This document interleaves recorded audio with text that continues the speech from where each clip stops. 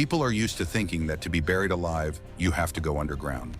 Into a mine, into a tunnel, into the hold of a ship. In Goldau, it was the opposite. On September 2nd, 1806, people were going about their normal lives. They worked, ate, and talked. And then the mountain came to them, without warning, without time to flee. In a matter of minutes, villages disappeared under 40 million cubic meters of rock and mud. For hundreds, it was instant death, but not for everyone. Some woke up in complete darkness, crushed by beams, unable to move, with air that was running out with every breath. They weren't in a mine. They were under houses, under streets, under the mountain itself, alive where life should not be. This is a story of survival when the earth did not collapse beneath their feet. It collapsed from above.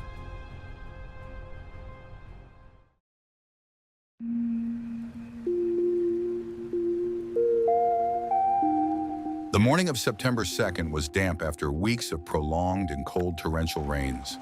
The ground in the valley was saturated with moisture, turning the narrow paths into a sticky, muddy mess. However, the locals were used to the vagaries of alpine weather and did not pay much attention to it.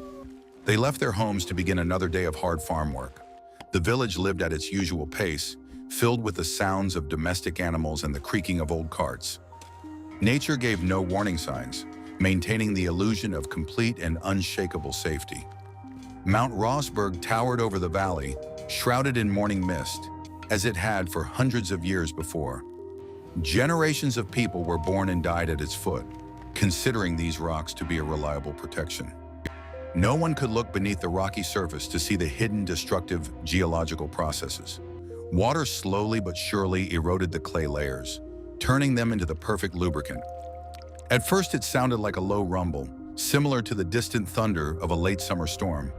The earth shook slightly, causing the dogs to whimper anxiously and quickly hide under the carts. People raised their heads to the sky, trying to make out the heavy, dark rain clouds. None of them yet understood the scale of what was happening right above their heads. It was the quiet sigh of a mountain preparing to shed millions of tons of excess dead weight. In a single second, everything changed when the rumbling grew into a deafening roar of dry rock splitting apart. The summit of Rossberg began to move, as if a huge ancient stone beast had awakened from its slumber. The forest on the mountainside began to lean unnaturally, and the trunks broke with the sound of cannon fire. It was a moment after which everything changed forever for the peaceful inhabitants of the entire valley. There was no turning back for any of the terrified people standing below. A huge layer of rock broke away from the main mountain range and began its rapid descent. It slid down the soggy clay, gaining tremendous speed with every second of its deadly journey. Millions of cubic meters of rock, wet earth, and centuries-old trees turned into an unstoppable wave of destruction. The speed of this stone avalanche reached 100 kilometers per hour, leaving no chance of escape. Nature made no distinction between young and old, rich and poor.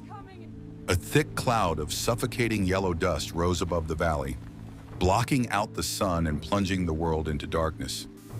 This thick fog of crushed stone clogged the lungs and blinded those on the edges of the landslide. The noise of the collapse was so loud that it could be heard clearly dozens of kilometers away from Goldau.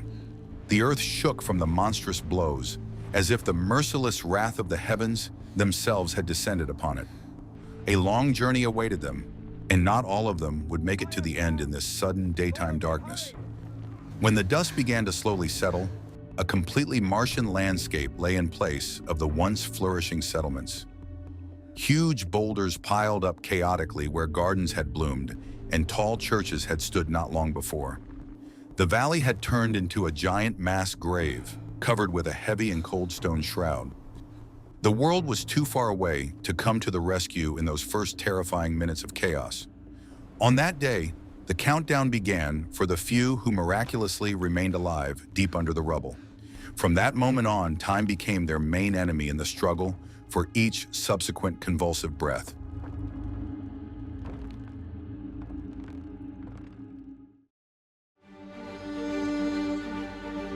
For most of the villagers, death came instantly under the unbearable weight of the collapsed rock. But chance created tiny voids amid the chaos of intertwined beams and sharp granite boulders. In these random pockets of air, those who were not lucky enough to die immediately from the impact awoke. They found themselves locked in cramped coffins of wood and stone, buried alive under their own village. At that moment, no one yet understood that they were alone with the oppressive weight of the earth above them. Absolute darkness was the first cruel test for the mind, which had awakened after the deafening blow. Eyes desperately tried to catch even the slightest glimmer of light, but only thick, palpable night reigned around them. A person could hold their hand right in front of their face and see absolutely nothing in this darkness. This darkness weighed on their fragile psyche more heavily than the physical weight of the debris hanging over their heads. They still hoped that this was temporary, that someone would quickly and deftly clear the rubble from above. But time was already working against them in this cold and merciless stone prison. The lack of fresh air became apparent almost immediately as soon as the first instinctive wave of panic passed. Rapid breathing in a confined space quickly turned precious oxygen into suffocating, poisonous carbon dioxide. The air became stale and incredibly heavy, causing dizziness and increasing weakness throughout the body. People unconsciously tried to breathe faster, but this only accelerated the irreversible process of oxygen deprivation. Nature was in no hurry to kill them cruelly. It simply waited methodically for them to exhaust their meager resources. Slowly but surely, the cold began to penetrate through the damp earth directly into these tiny shelters. The temperature underground was dropping rapidly, taking away the last bit of warmth from the immobilized and wounded human bodies.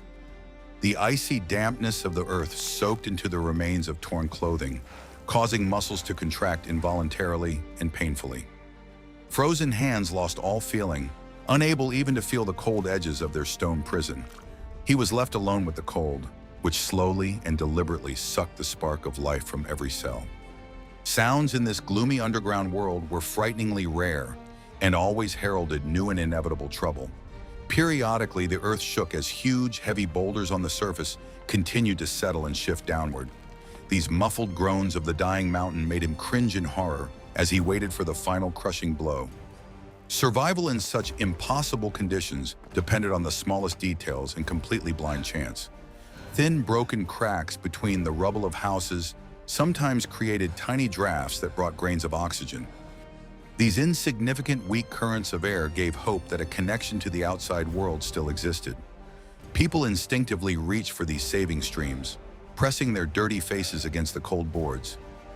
Each subsequent cautious breath in the struggle for survival became noticeably heavier than the previous one.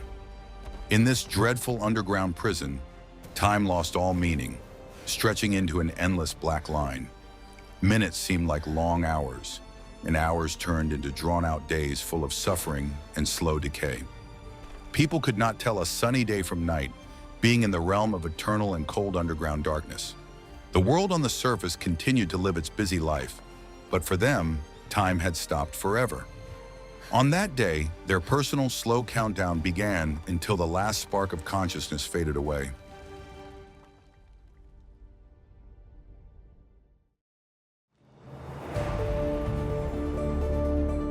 The human body, locked under thick tons of earth, began to slowly adapt to the unbearable conditions. Physical exhaustion set in rapidly due to blood loss, shock, and a complete lack of fresh water. The heartbeat gradually slowed, shifting to an economical rhythm to conserve the dwindling remnants of energy. The shivering from the cold gave way to a dangerous, deadly numbness as the weakened body stopped fighting the low temperature. They began to carefully conserve words as well as food, which they had long since run out of. Their breathing became shallow and very infrequent in order to stretch the remaining oxygen in the tiny air pocket. Each breath came with enormous physical effort, accompanied by wheezing in the chest and a sharp pain in the lungs. The air, saturated with dry dust and the smell of damp earth, burned his throat and caused severe attacks of suffocation. Eerie hallucinations began to creep into his fading mind, blurring the fine line between dream and nightmarish reality. He did not yet know that this was only the beginning of his long descent into cold darkness. Absolute immobility became the only viable survival strategy in these terrifying stone coffins. Lying still, without making any unnecessary movements, was the only way to cheat time and suffocation. The cold, which at first brought unbearable suffering, now paradoxically helped to preserve his fading life. The chilled, exhausted body required less oxygen, falling into a state close to deep winter hibernation. Nature made no distinctions between victims. It simply dictated its harsh rules of underground survival. But even strict immobility could not save them from the growing, maddening feeling of terrible thirst. Their parched lips cracked and bled profusely, their tongues swelled, filling their entire mouths. It became physically impossible to swallow. Their throats turned into dry tubes burned by dirty air. People tried to lick the condensation off the cold stones, but there was catastrophically little of this life-saving moisture. With each passing day, the hope for a life-saving sip of water became thinner and thinner. The constant feeling of heaviness above their heads was a terrifying reminder of the monstrous mass of the mountain that had fallen on them. Tons of rock and wet earth could collapse several centimeters at any moment, finally crushing their fragile shelter. The people listened intently to every rustle, expecting the creaking logs to give way and break. The animal fear of being crushed to death mingled with the fear of slowly suffocating in this earthen grave. None of them yet understood the true scale of the absolute destruction taking place above. The bodies of the trapped survivors gradually blended in with the cold earth and wooden debris surrounding them. Sticky mud clogged their torn fingernails and dried into a crust on their skin, turning them into part of the underground landscape. Their limbs, numb from the cold, felt foreign, as if they already belonged to the otherworldly realm of the dead. Their last reserves of strength left them very slowly, drop by drop, irretrievably sinking into the damp alpine soil. They still had a faint hope of waiting out this nightmare, but the real torture was just beginning. Each new convulsive breath required an enormous effort of will to force the unresponsive ribcage to expand. Their entire past lives had shrunk to the size of a tiny dark void, and one simple painful action: breathing. The question was not whether all the people buried under the thick rubble would survive. The question was solely which of them would be the last to remain in this terrible endurance contest. He did not know if he would survive this long underground night, but he continued to cling to the shreds of life.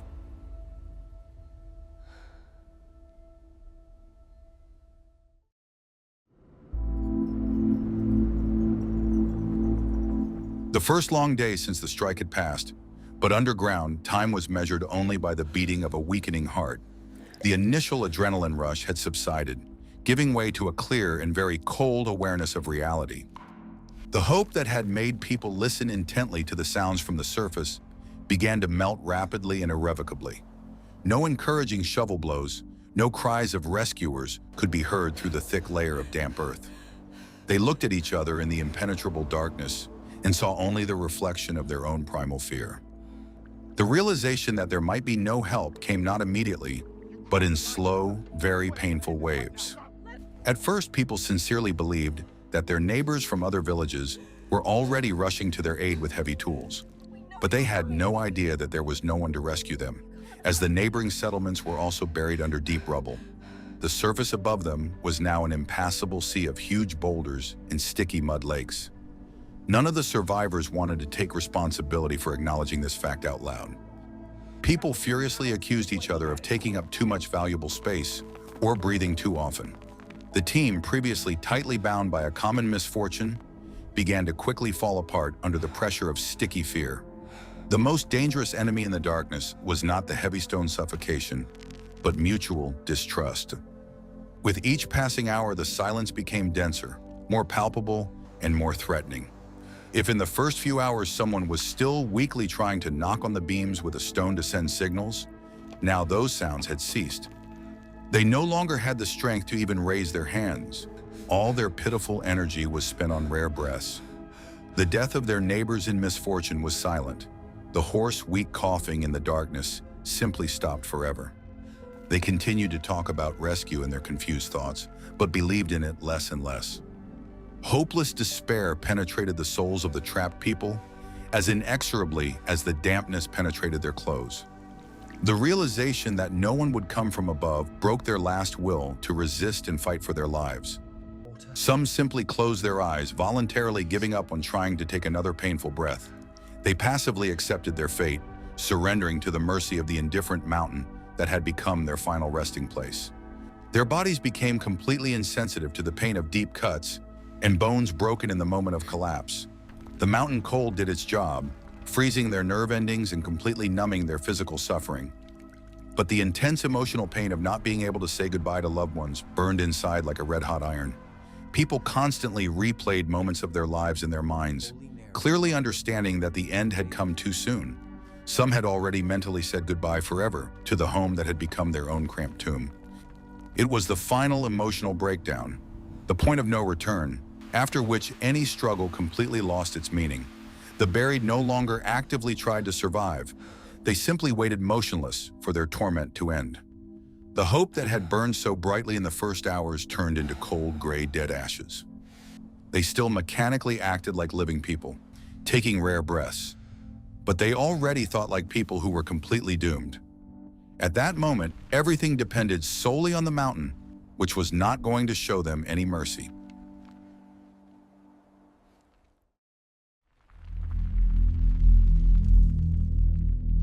Rescue operations did not begin immediately on the devastated surface, due to the incredible scale and suddenness of the destruction. The surviving inhabitants of the distant outskirts of the valley were paralyzed with animal horror at the apocalypse they had witnessed. The main roads had been wiped off the face of the earth, and mountain rivers were blocked by stone dams, threatening new large-scale flooding. It was not until the morning of the next day that the cantonal authorities were able to organize the first teams of shocked volunteers. None of the rescuers yet understood that deep beneath the rubble, there might still be people alive. The rescuers immediately faced an impossible task, clearing millions of cubic meters of solid rock without special equipment. They used only old pickaxes, shovels, and their bare hands, trying to move giant sharp boulders. The work progressed painfully and incredibly slowly, with each stone moved threatening a new local deadly collapse. People walked cautiously on top of the rubble, listening intently to every sound coming from under the damp earth. They searched for quiet voices, but heard only the noise of unstable stones rolling under their feet. Finding a living, breathing person under the rubble was a real miracle for the rescuers. Exhausted by their hard work, it gave them new strength, making them work with redoubled fury and constant risk to their own lives. They dug narrow, deep wells, desperately trying to reach the source of the sound through the intertwining beams and sharp stones. Every centimeter of rescue was a struggle, their hands rubbed raw from constant contact with the sharp edges of the granite. Help could arrive at any lucky moment, or it could be too late for the man fading away deep underground. A small, dusty channel broken through by rescuers brought the first ray of sunlight into the dark, buried basement. This light painfully cut into the survivors' inflamed eyes, which were unaccustomed to it, causing sharp pain and involuntary tears. But along with the light came fresh, cool alpine air, which instantly brought the suffocating people back to life. The first full, deep breath burned their exhausted lungs, but brought an indescribable, intoxicating feeling of long-awaited salvation. On that day, the countdown to their new life began, a life given to them by the incredibly hard work of tired strangers. Rescue did not come to everyone. Many weak voices faded away before the rescuers could make their way down. Burning resentment and utter despair overwhelmed those who heard the dull blows of pickaxes directly above their heads but could not shout for help. They died one short step away from salvation, never seeing the saving ray of bright daylight. The earth took its innocent victims reluctantly, but held tightly those it had managed to suffocate in its embrace. They continued to speak weakly of salvation, but their last words faded into a deafening cold void. The people lifted onto the ruined surface were an extremely gruesome sight, frightening even battle-hardened doctors. Their withered skin had taken on an unnatural, earthy hue. Their eyes were deeply sunken, and their breathing was labored and very raspy. They were completely unable to stand on their feet due to weakness, and looked at the new world with complete incomprehension and horror. For them, the blooming green valley had turned into a monstrous gray landscape of destruction that they had not seen underground. The world was too far away these days, and returning to it turned out to be a very painful psychological shock. The rescued people were not happy. They were in a state of deep numbness and shock from the nightmare they had experienced.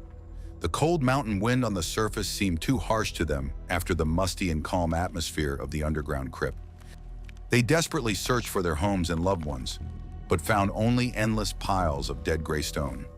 The realization of the true extent of their loss overwhelmed them with a new, even heavier wave of hopeless and bitter despair. This was far from the end of their suffering. It was only the beginning of a long and painful return to a new reality.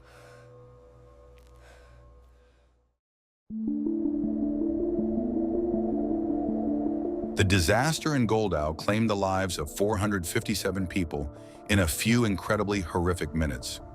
4 entire villages were completely destroyed, wiped off the face of the earth along with their stone churches and farms. The grim documentary evidence of that time, the Canton reports and eyewitness accounts, are striking in their dry recording of unimaginable horror. Early scientific descriptions of the disaster tried in vain to explain what had happened, but could not convey the true scale of human grief.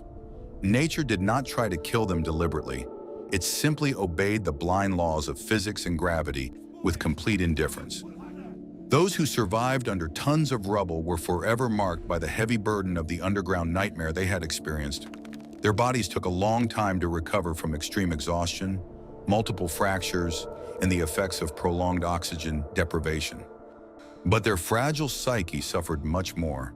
Many survivors were unable to shake off their panic-stricken fear of enclosed spaces. Terrible nightmares brought them back to the cramped darkness, where there was nothing to breathe and no one to call for help. They were no longer afraid of death itself. They were terrified of being buried alive again and forgotten by everyone.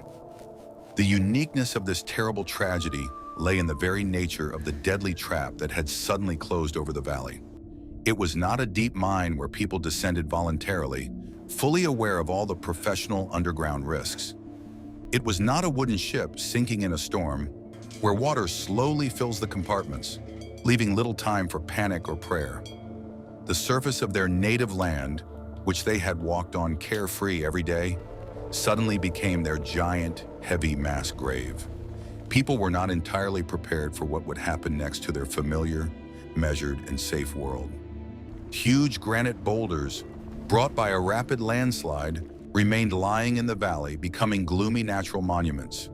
Their gigantic size was astonishing, silently reminding future generations of the insignificance of man in the face of the blind force of nature.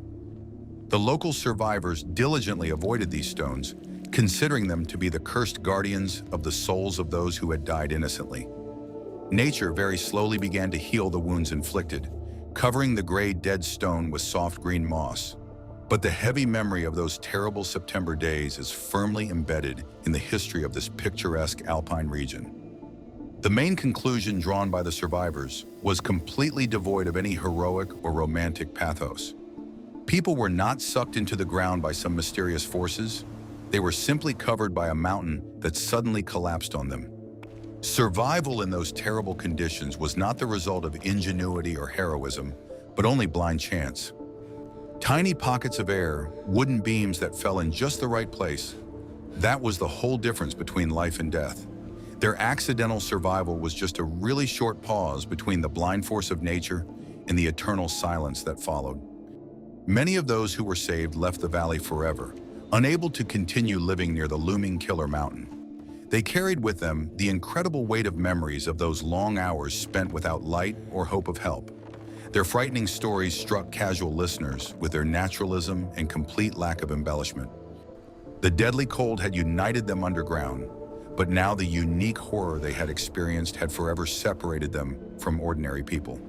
They continued to struggle through life because to stop would mean completely surrendering to their inner demons.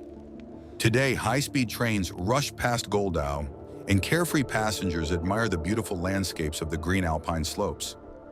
Few of them realize that directly beneath the railroad tracks lie the remains of old destroyed villages. The earth has reliably concealed its secrets, smoothing over the sharp edges of the former tragedy with a thick layer of time and new green soil.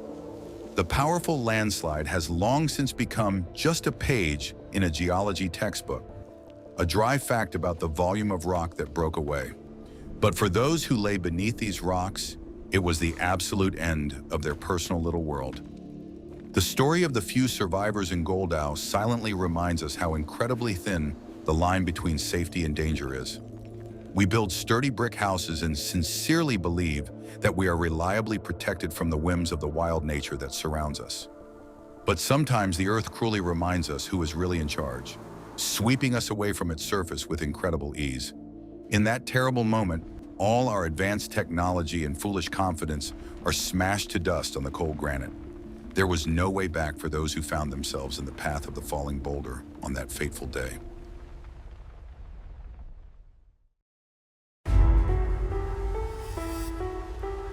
This tragedy is completely devoid of the familiar structure of a classic film about heroic overcoming of obstacles through strength of spirit. There was no cunning villain, no clear rescue plan, only the chaos of falling rocks and slow suffocation. People died very quietly, locked in their destroyed homes with no audience and no last words. Those who accidentally survived did not feel like winners. They felt like temporarily pardoned prisoners. A long road to recovery awaited them, and not all of them would make it to the end with their minds intact. The ending of this grim story sounds heavy and hollow, like the thud of a dead stone falling on damp ground. The mountain collapsed rapidly, took its random victims with it, and froze in a new, immovable equilibrium for centuries. The survivors quickly became shadows of the past, silent witnesses to how incredibly easily an entire world can disappear. Nature did not try to teach them a moral lesson. It simply changed the landscape of a small Swiss valley forever. The earth did not kill them all quickly under the weight of the stone. It simply waited.